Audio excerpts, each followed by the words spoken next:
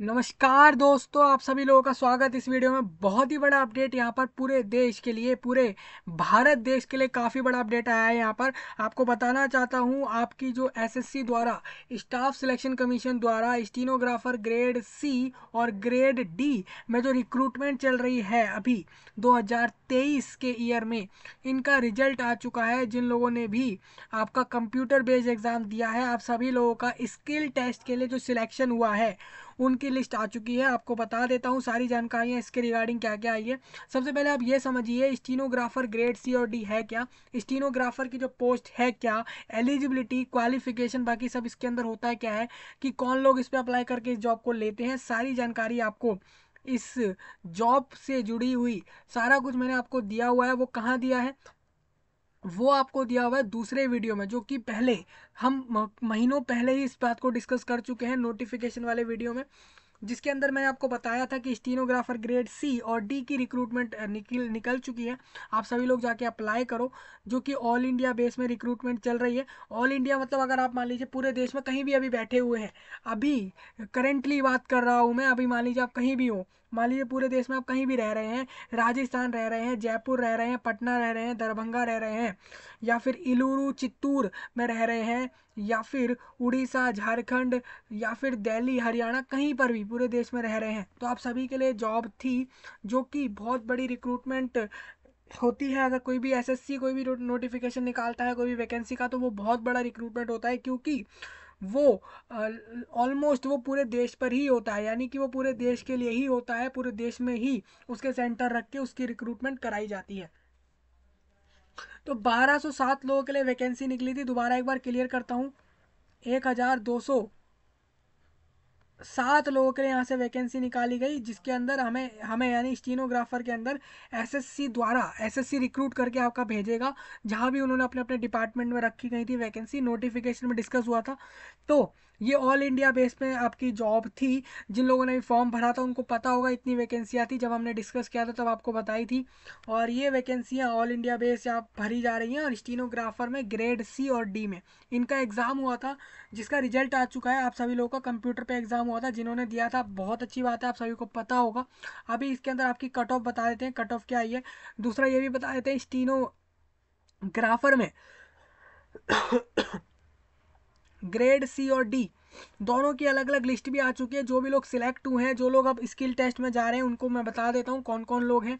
मैं लिस्ट आपको दिखा देता हूँ। दूसरा, मैं लिस्ट इसको जो है वीडियो के नीचे डाल देता हूँ, अगर आप बोलते हैं तो मैं इसको टेलीग्राम पर भी डाल दूंगा।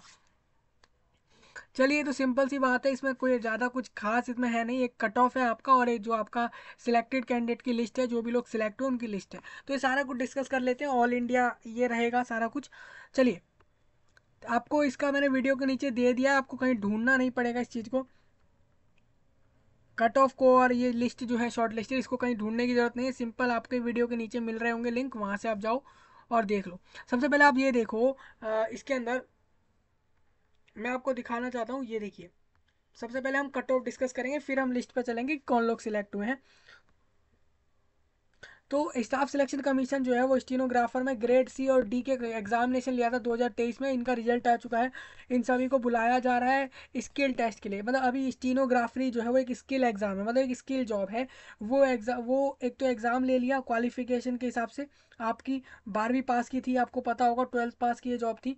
दूसरा, इसमें स्किल टेस्ट लेंगे आपका स्टीनोग्राफरी करा के कंप्यूटर पे, कि क्या आपको आता है सच में वो सब आता है, तो आप कैसा स्किल टेस्ट में क्या कर पा रहे हैं। स्किल यहाँ पर ग्राफी होगी, और स्टीनोग्राफी को चेक किया जाएगा इस टेस्ट में।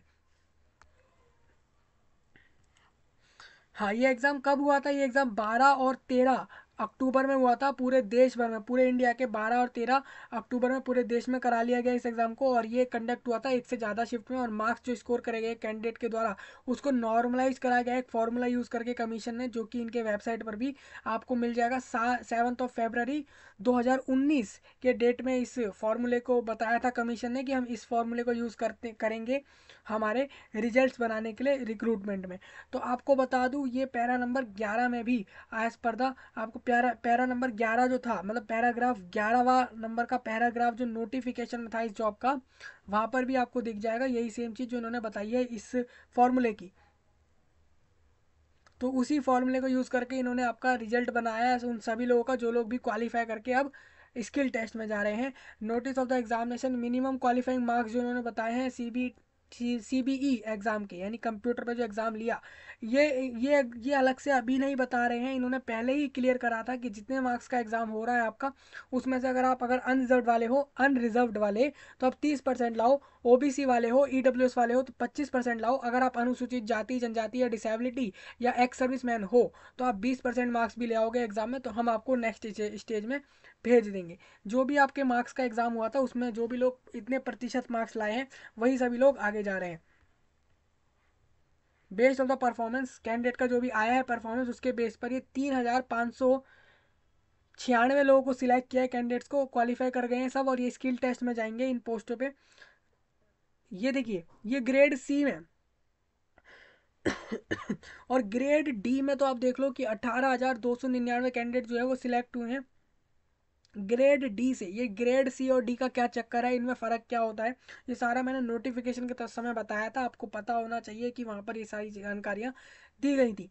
जो लोग लेट हो गए हैं या अभी पहली बार सुन रहे हैं इन ग्रेड्स के बारे में, ग्रेड सी डी या इस जॉब के बारे में, पहले आप उस वीडियो को देखो, स्टीनोग्राफर के बारे में समझो नोटिफिकेशन वाले को, उसके बाद जाके आगे आप इसमें बढ़ो। ऐसा नहीं है कि ये आखिरी बार रिक्रूटमेंट हो रही है स्टीनोग्राफर की, ये चलती रहेगी, आने वाले समय में ऐसे चलती रहेगी, तो आप लोग उसके अपडेट देख सकते हो। चलिए आगे बढ़ते हैं। द कट ऑफ जो इन्होंने बताई है, कट ऑफ जो यहाँ पर दी गई है कमीशन के द्वारा, वो कैटेगरी वाइज आपको पता ही है, कैटेगरी वाइज दी जाती है, तो ग्रेड सी की अलग कट ऑफ रहेगी और ग्रेड डी वालों की अलग कट ऑफ है। जो भी लोग समझ रहे होंगे इसके अंदर डिफरेंस, काफ़ी अच्छी बात है। आप सब, ये उन्हीं के लिए अपडेट है जिन्होंने एग्ज़ाम दिया है। अभी फ्रेश कैंडिडेट का तो कोई फ़ायदा ही नहीं, वो समझ सकते हैं कि हाँ भाई ऐसी कट ऑफ जाती है, तो हम भी अगर आने वाले समय में इस जॉब पर जा रहे हैं अपीयर होने, तो हमारी भी कट ऑफ इस हिसाब से जा सकती है, तो हमें पहले से ही प्रिपेयर रहना पड़ेगा। कट ऑफ वो मार्क्स होते हैं जो डिसाइड करते हैं कि उसके ऊपर वाले कैंडिडेट जितने भी होते हैं वो सेफ जोन में होते हैं, वही लोग क्वालिफाई कर पा रखे होते हैं, वही लोग आगे जा रहे होते हैं। तो आप ये नंबर ध्यान से सुनना कि देखिए ग्रेड सी में तो काफ़ी लिमिटेड लोग ही सिलेक्ट हुए हैं, क्योंकि वैकेंसियाँ भी वहाँ कमी है। ग्रेड डी में वैकेंसी ज़्यादा है, इस वजह से ज़्यादा कैंडिडेट्स यहाँ पे सिलेक्ट किए गए और ज़्यादा लोग क्वालिफाई करें इनकी कट ऑफ के हिसाब से। और अगर आप बात करें दोनों को मिला के, तो 18,000 और 3,000 यानी 21,700 के लगभग लगभग ये कैंडिडेट यहाँ से सिलेक्ट होके अब ये आगे जा रहे हैं।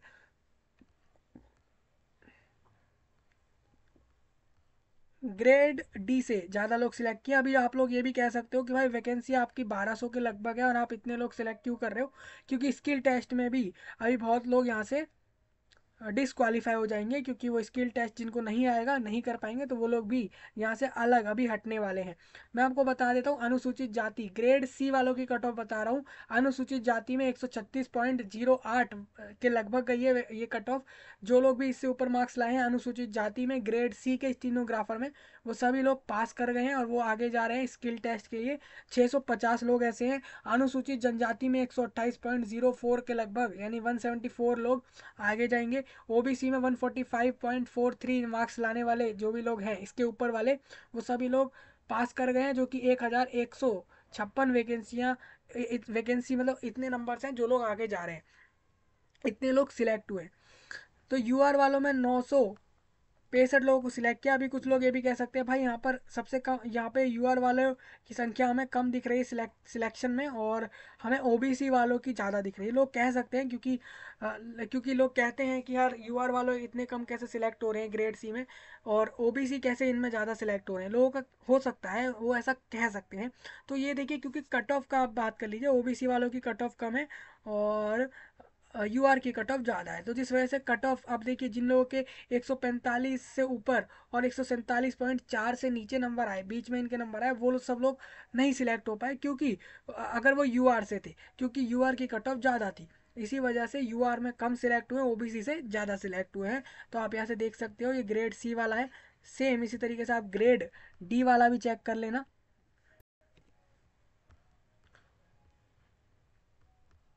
देखिए ये हमारे पास ग्रेड डी की टेबल आ चुकी है। इसमें हम देखें तो अनुसूचित जाति की 109.4 के लगभग इनकी कट ऑफ गई है, और एसटी यानी अनुसूचित जाति जनजाति वालों की 88.71 के लगभग गई है। ओबीसी वालों की 125.021 के लगभग, और ईडब्ल्यूएस वालों की भी आपको यहाँ दिख रही होगी। देखिए मैं यहाँ से एक और चीज़ आपको दिखाता हूँ, इधर भी आप देखेंगे तो जो यूआर कैटेगरी में है ना, ग्रेड सी में, वो 3130 लोग सिलेक्ट किए। बल्कि इन्होंने यहाँ पर आपको दिखाना चाहता हूँ, ओबीसी में फिर भी यहाँ ज़्यादा सिलेक्ट हुई, क्योंकि आप देखिए इनकी कट ऑफ में कितना फ़र्क है, 6 नंबर से भी ज़्यादा का फ़र्क हमें दिख रहा है इनकी कट ऑफ में, ओबीसी और यूआर वालों में। इसी वजह से सिलेक्शन जो है वो ओबीसी वालों के ज़्यादा हुए हैं यहाँ से, और जो यूआर से हुए हैं वो कम हुए हैं, क्योंकि ओबीसी कैटेगरी खुद में एक रिजर्वेशन रखती है इस वजह से, और यूआर कैटेगरी वालों के पास रिजर्वेशन नहीं होता, इसीलिए उनको अनरिजर्व्ड कहा जाता है।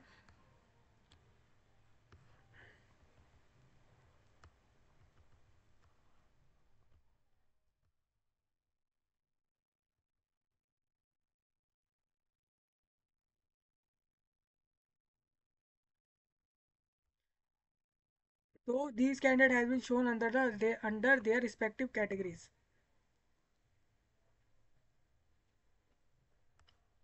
चलिए इसमें एक और चीज़ है, इन्होंने ये एडिशन में ये बोल रहे हैं कि ये जो नंबर ऑफ यूआर कैंडिडेट्स आपको ऊपर दिख रहे हैं ना, आपको जैसे यहाँ पर यूआर कैंडिडेट्स में दिखेंगे 3130, ये कह रहे हैं इनमें से भी 1004 अनुसूचित जाति और 126 अनुसूचित जनजाति, और ओबीसी में ये कह रहे हैं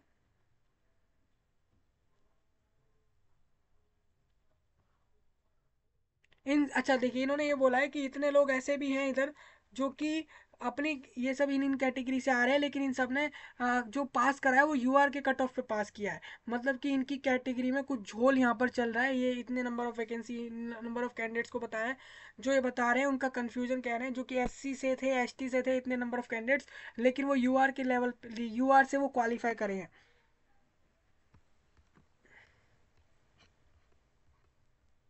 अभी देखिए ये 7 ऐसे कैंडिडेट हैं जिनके अभी रिजल्ट अभी नहीं आए हैं, जो कि इनका मतलब अभी पता नहीं ये लोग पास करे हैं या फिर फेल करें इस एग्ज़ाम को कट ऑफ के द्वारा। लेकिन ये लोगों का रिजल्ट अभी नहीं आया है। क्यों नहीं आया है? क्योंकि ये लोगों का अभी कोर्ट केस चल रहा है।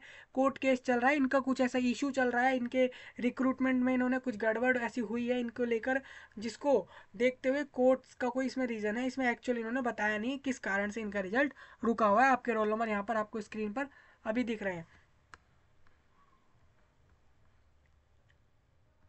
स्किल टेस्ट कब होगा भाई? स्किल टेस्ट दिसंबर मंथ में होगा, या फिर आप उसके भी आगे मान सकते हो। मैं इसको एक बात बताया था कि एक हफ्ते पहले आपको इसका स्केड्यूल मिलेगा जब भी एग्ज़ाम लिया जाएगा, और ये इन्होंने यहाँ पर भी बता दिया है। और एक और चीज़, अभी इसका स्केड्यूल नहीं आया। अभी आप ये मत बोलना कि यार आपका स्केड्यूल आया नहीं, या फिर वेबसाइट पर कहीं है तो आप बताओ, तो अभी नहीं आया है इसका स्केड्यूल।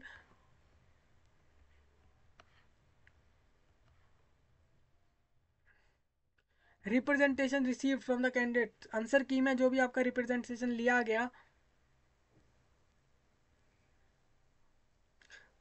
तो इन्होंने अपने आपके रिजल्ट बनाने के लिए फाइनल आंसर की को यूज़ करा है। आप ये मत कहना कि आपका ये पहला वाला प्रोविजनल आंसर की यूज़ करके बनाया गया, ये फाइनल आंसर की को यूज़ करके रिजल्ट बनाए गए हैं।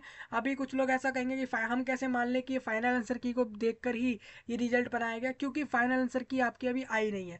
फाइनल आंसर की और जो आपके मार्क्स हैं, जो लोग पास कर गए हैं और जो नहीं कर पाए हैं, उन सभी को कमीशन यानी एसएससी के वेबसाइट पर ही ये अपडेट मिलेगा, और जो कि कुछ समय के अंदर ही, यानी आप मान सकते हैं कि दिसंबर के शुरुआती दिनों में आपको हो सकता है कि इसकी फाइनल आंसर की और आपके जो क्वालिफाइड और नॉन क्वालिफाइड कैंडिडेट्स की लिस्ट मिल जाए, वो आप वहाँ से चेक कर लेंगे। चलिए कट ऑफ की बात हो चुकी है हमारी, आगे बढ़ते हैं हम। देखिए हम ये वेबसाइट से आ जाते हैं डायरेक्ट रिजल्ट वाले सेक्शन में। रिजल्ट वाले सेक्शन में आते ही आपको यहाँ पर देखेंगे तीसरा ऑप्शन आपको मिल जाएगा स्टीनो, स्टीनो सी और डी। ये इसका मतलब स्टीनोग्राफर ग्रेड सी और डी है इसका मतलब फुल फॉर्म में। तो इसको आप इधर से ऐसे क्लिक करो। ठीक है, तो अभी यहाँ पर इसको एक बार रीलोड कर लेते हैं। तो ये रीलोड होके आपको आ जाएगा यहाँ पे, जैसे आप देख रहे हैं यहाँ पे आपको दिख रहा होगा JE C A P F और इस तरीके से CGL के भी रिजल्ट आपको यहाँ दिख रहे हैं लंबे लंबे। ये लंबी सी लिस्ट आपको काफ़ी दिख रही होगी, इसके अंदर सारे रिजल्ट जो आपको दिख रहे हैं, इसी में स्टीनो का भी आपको यहाँ से रिजल्ट दिख जाएगा। तो इस तरीके से आप रिजल्ट चेक कर लेना। मैं आपको दिखा दूँ, यहाँ पे 2 लिस्टें आई हैं। एक तो 74 पेज की है ग्रेड सी वालों की, और ग्रेड डी वालों की काफ़ी लंबी लिस्ट है क्योंकि वहाँ पे सिलेक्शन ज़्यादा हुए हैं। तो मैं आपको बता दूं, ये जो क्वालिफाइड कैंडिडेट की लिस्ट रहेगी, ये सब जो है रोल नंबर के हिसाब से आपकी लिस्ट है। आपको ये चेक करना है, ये कोई रैंक नहीं है आपकी, ये रोल नंबर है। ये जो 1 2 3 आपको दिख रहे हैं, बता दूं जो 1007 000 219 वाला जो कैंडिडेट है, जिसका नाम निसार अहमद गैनी है, गानी, और जिसके फादर का नाम है हबीबुल्लाह गानी, और मदर का नाम हनीफा बेगम। ये कैंडिडेट का नाम, और ये कैंडिडेट सिलेक्ट हो चुका है। अब ये कैंडिडेट स्किल टेस्ट के लिए जा रहा है स्पेशली। ये मेल कैंडिडेट है, और ये कैंडिडेट का डेट ऑफ बर्थ है 1/1/1997 का इनका बर्थ है, और ये कैटेगरी सेकंड में आते हैं। सेकंड कैटेगरी कौन सी है यहाँ पे? ये अनुसूचित जनजाति में आते हैं कैंडिडेट।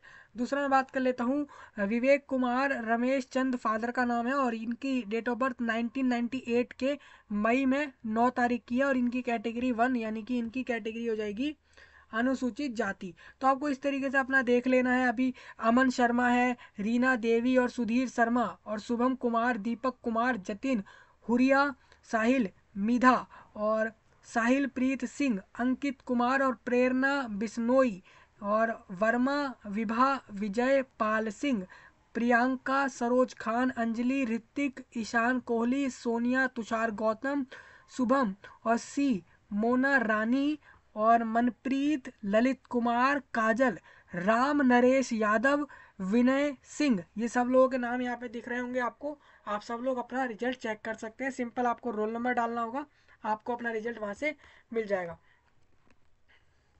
देखिए मैं लिस्ट के आखिर में आ जाता हूँ, तो आप देख सकते हैं उतने ही लोग दिखाए गए लिस्ट में जितने आपको वहाँ नोटिस में दिख रहे थे।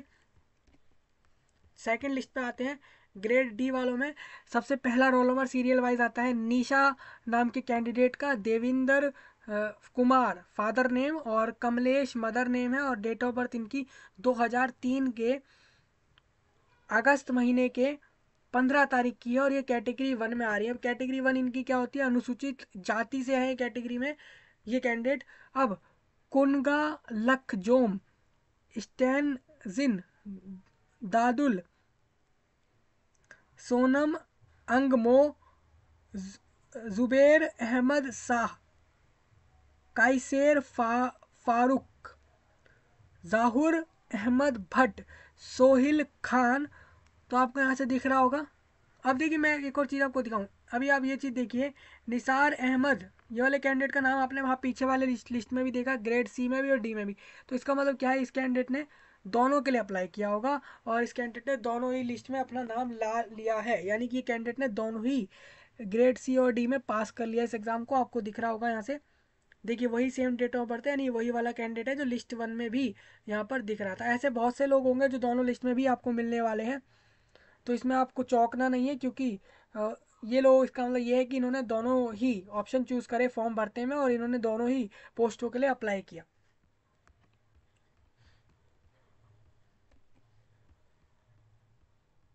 तो देखो ये इतने नंबर ऑफ कैंडिडेट्स आपको दिखा दूं यहाँ से, 18,295, 18,295 लोग इस वाले लिस्ट में भी आपको मिल जाएंगे। ये सब वो हैं जो क्वालिफाइड हैं। अभी कुछ लोग ऐसा कहेंगे कि नॉन क्वालिफाइड वालों का पता कैसे लगेगा कि क्या कारण रहे हैं उनके क्वालिफाई ना करने के? तो फाइनल आंसर की का आप वेट कर लो, वो आपकी जब भी आएगी तब आप अपना देख सकते हो। तो मैंने आपको सारी जानकारी इसके रिगार्डिंग बता दी है, स्टीनोग्राफर में जो अभी आई है, रिसेंटली आई है। तो अभी इसमें कुछ ना समझ आया हो तो आप बता दो कमेंट में, और इस जानकारी को पूरे देश में फैला दो, भारत में जहाँ तक भी आपसे हो सके। हरियाणा में फैलाओ, मेघालय, मणिपुर, जहाँ तक भी आप फैला सको इस जानकारी को फैलाओ भारत देश में। चलिए आपसे मिलते हैं नई वीडियो में, तब तक के लिए आप सभी का धन्यवाद।